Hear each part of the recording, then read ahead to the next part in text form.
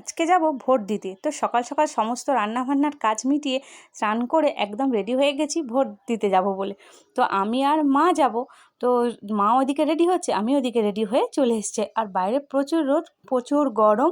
তাই ছাতা নিয়ে শাশুড়ি বৌমায় গল্প করতে করতে যাচ্ছি ভোট দিতে।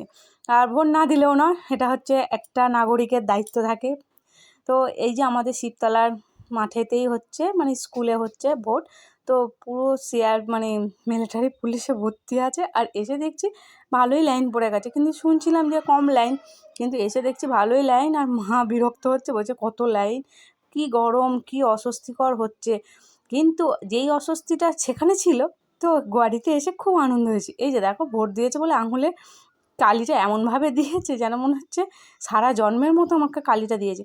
কিন্তু যেই কষ্ট পেয়েছিলাম বাড়িতে আসার পর, সেই কষ্টটা এক নিমিষে শেষ হয়ে গেল। কারণ বাড়িতে এসে দেখছি ঝমঝমিয়ে বৃষ্টি শুরু হয়ে গেছে। ভাগ্যিস ভোটটা দেওয়া হয়ে গেছিলো, নাহলে আর যেতেই পারতাম না।